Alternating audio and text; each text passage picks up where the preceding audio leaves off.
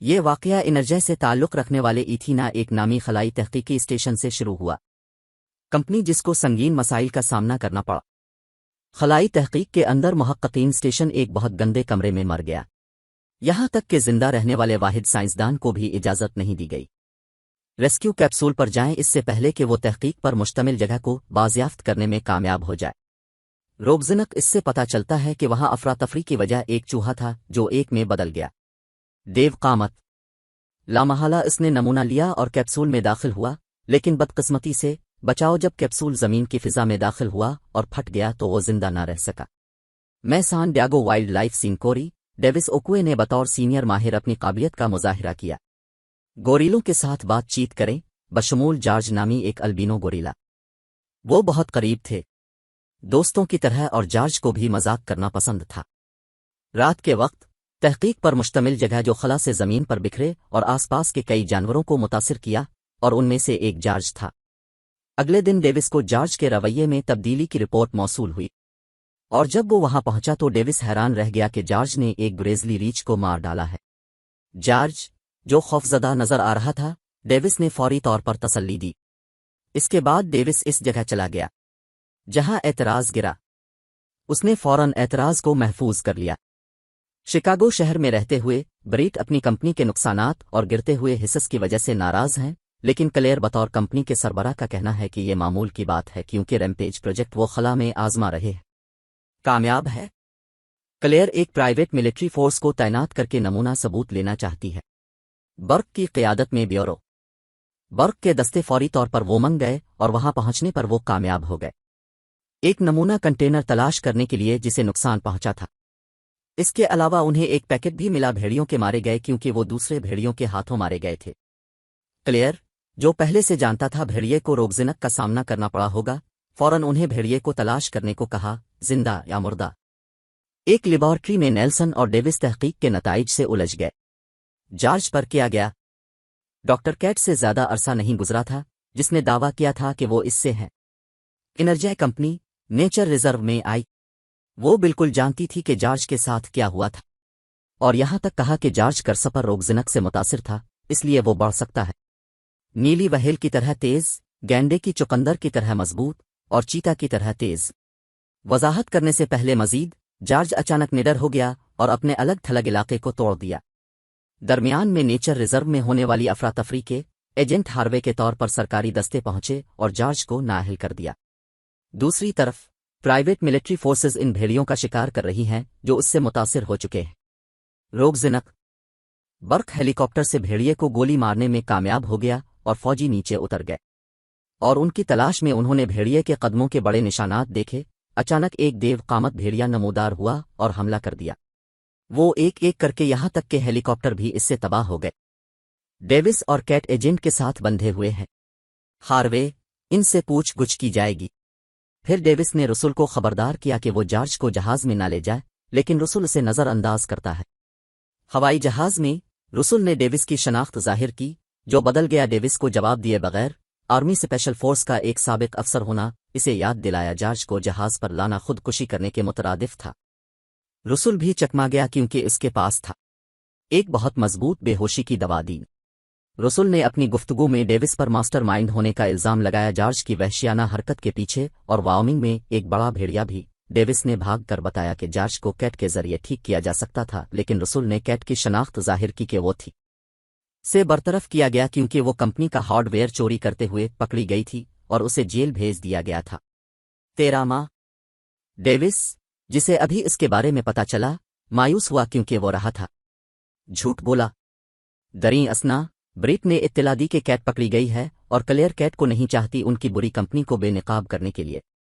Brett ان کے پاس جو کچھ ہے اس کے لیے جیل جانے سے بھی ڈرتا ہے۔ کیٹ سے کیا گیا اور وہ فوری طور پر پیتھوجین سے متاثرہ جانوروں کو بلانے کی تیاری کرتے ہیں اپنے مضبوط ترین ریڈیو کے ذریعے۔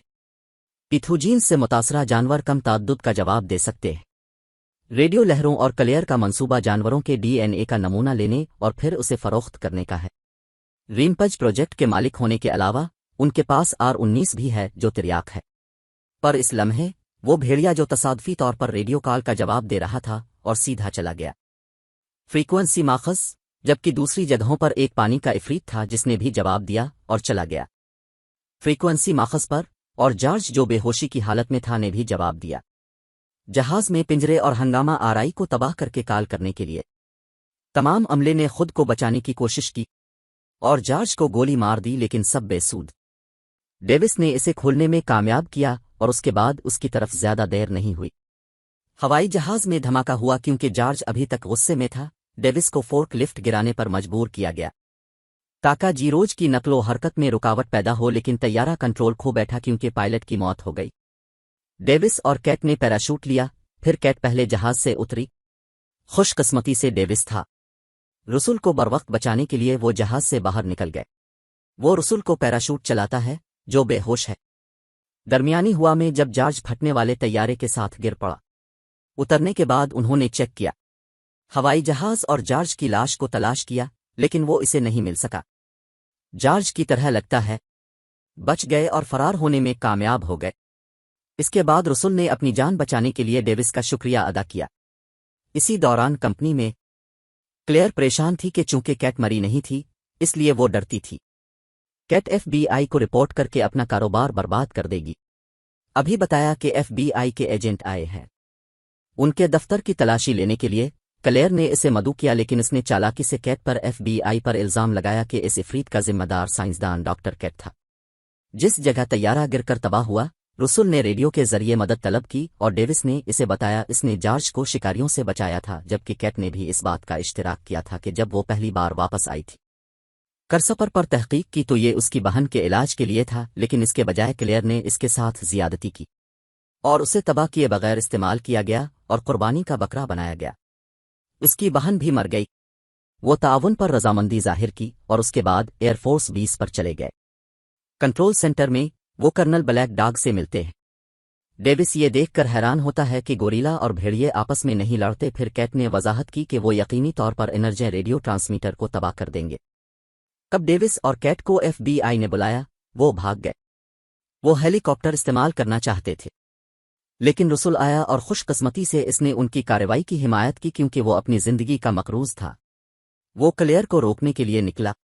मॉनिटर स्क्रीन पर जॉर्ज और वुल्फ को हदफ पर बमबारी की गई, लेकिन 2 राकुशस बच गए और सिपाही मारे गए। उसने कर्नल को उलझाया और भेज दिया। तमाम जमीनी बंदूकें शिकागो पहुंच गईं और तमाम शहरियों को निकाला। रसुल ने डेविस को मालूमात दी निशानात पर और वो फौरन शिकागो की तरफ रवाना हो गए।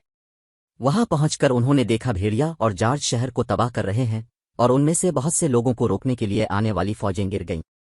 एक भी गोला बारूद जॉर्ज और भेड़ियों को ना रोक सका। पानी में एक देव नमूदार हुआ। मगरमच्छ और फौजियों ने इसे रोकने की कोशिश की, लेकिन उनकी कोशिशें नाकाम हो गईं। देखने के बाद वाकया, डेविस ने बोली लगाने वाले को लेने के लिए पहल की जो एनर्जी इमारत में था। कंट्रोल सेंटर में कर्नल मोएब को हिदायत करता है जो अब तक का सबसे बड़ा बम है और आधे शहर को तबाह कर सकता है। रसुल कर्नल को रोकना चाहता था, लेकिन इसके बजाय इसे लात मार दी गई। कमरे से बाहर बमबारों को रवाना कर दिया गया था और तवक्को की जा रही थी कि मजीद 30 में पहुंच जाएंगे। मिनट रसुल को एनर्जी कंपनी के बारे में मालूमात मिलने के बाद वो पहले से ही था। ब्रेट और क्लेयर पर शुबा है। वो शिकागो भी गया और उसी वक्त कैट ने तोड़ दिया। लैब के दरवाजे से गुजरकर 3 सीरम लिए, लेकिन क्लेयर की हरकतों को देखा और पूछा सीरम वापस करने के लिए। इसे 2 सीरम दिए गए थे और एक उसने छुपा रखा था। फिर डेविस था।